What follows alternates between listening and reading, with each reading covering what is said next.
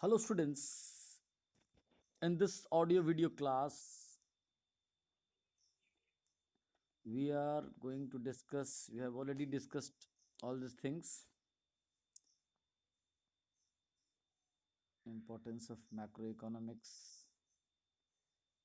interdependence of micro and macro. We have already discussed positive economics, normative economics, the differences. We have also discussed economy, meaning of economic problems, causes of economic problems. I think we will discuss. Yeah, let us begin with causes of economic problems. Why we human being have the different economic problems in an economy? Because an economy has unlimited wants but limited resources with alternative uses. So here the very first point is that the human wants are unlimited. Human beings have wants which are unlimited. Human want to consume more of better goods and services has always been increasing. For example, the housing need has risen from a small house to a luxury house. The need for means of transportation has gone up from scooters to cars, etc. मतलब मनुष्य की अब दिन रात आवश्यकताएं बढ़ रही है। पहले कहाँ हम साधारण से भोजन करके रह जाते थे, हमको खाने में बहुत प्रकार के व्यंजन चाहिए। एक साधारण घर से काम चल जाता था, अभी हमें लग्जरी घर चाहिए। हम पहले साइकिल या पैदल भी काम चला लेते थे, अब हमें पर्सनल कार चाहिए। तो human wants are endless, they keep on increasing with rise in people's ability to satisfy them. जैसे जैसे हमारे आमदनी बढ़ती है, हम अपनी आवश्यकताओं को बढ़ाते जाते हैं। They are attributed to people's desire to raise their standard of living, क्योंकि व्यक्ति हर हमेशा प्रयास में लगा हुआ अपना रहन सहन ऊंचा रखे। कंफर्ट्स एंड एफिशिएंसी, अपने आप को आराम में दे, अपने एफिशिएंसी को बढ़ाए। Human tendency to accumulate things beyond their present need, और अपनी जरूरत से ज़्यादा चीज़ें अपने पास इकट्ठा कर ले।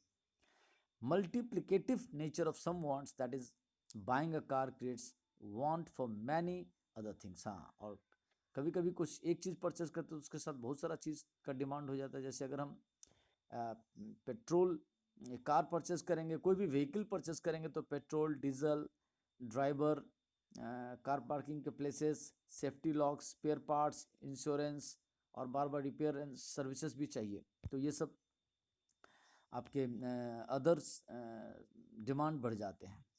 Basic needs for food, water and clothing, ये तो हमारा साधारण डिमांड है।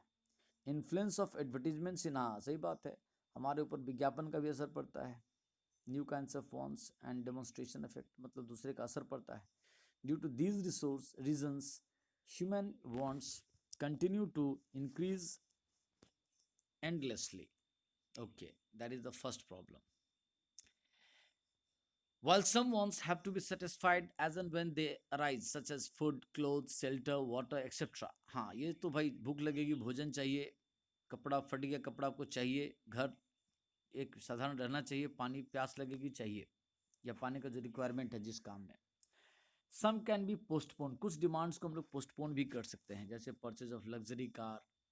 The priority of wants varies from person to person and from time to time for the same person. Therefore, the question arises as to which want to satisfy first and which the last. हाँ, हमारे कहा भी जाता है कि हमारे necessary wants है, comfortable wants हैं और लग्जरियस वांट्स है। तो किस वांट्स को पहले पूरा करें, किसको बाद में प्रायोरिटी दे, ये भी एक वाइटल डिसीजन लेना पड़ता है।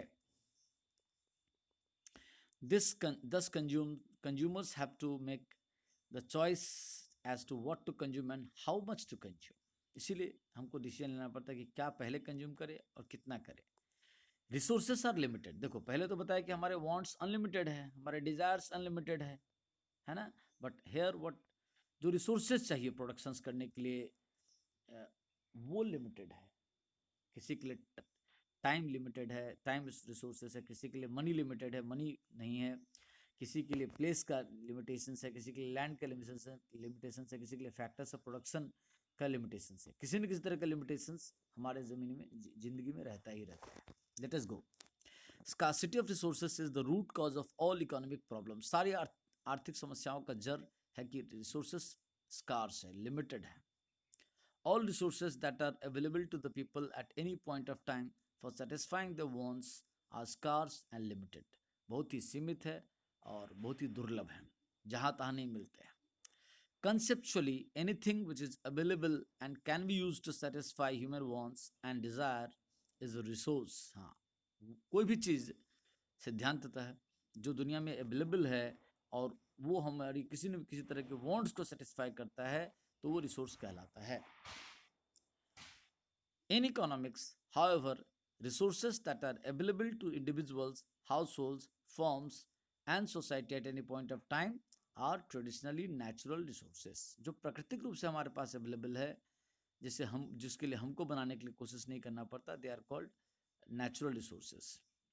Human resources like labor, capital resources like machine, building, etc., and entrepreneurship are scarce resources।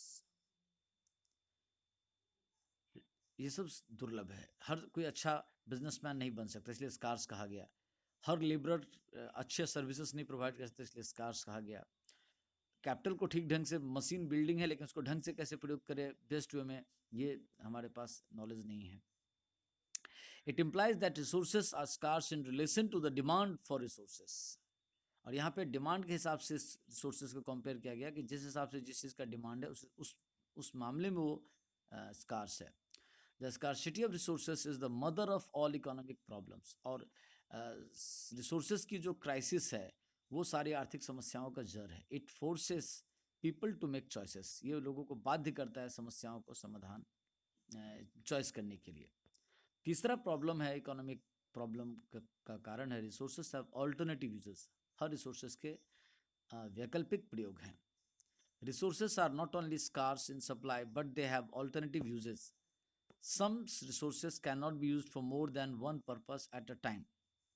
कुछ रिसोर्सेज को एक ही काम में यूज कर सकते हैं या एक से अधिक साथ साथ नहीं प्रयोग कर। जैसे 100 रुपया है, put in various alternative purposes such as, या तो हम लोग बाइंग पेट्रोल में कर ले, या नोटबुक परचेज में कर ले, या आइसक्रीम में लगा दे, या बर्गर में लगा दे, या कोल्ड ड्रिंक्स में लगा दे। किस में लगाएंगे ये हमको डिसीजन लेना पड़ेगा। Similarly an area of land can be use for either farming और एज अ प्ले ग्राउंड और फॉर कंस्ट्रक्टिंग स्कूल, कॉलेज और हॉस्पिटल बिल्डिंग और for constructing residential building etcetera. Choose हमको करना पड़ेगा, चॉइस है।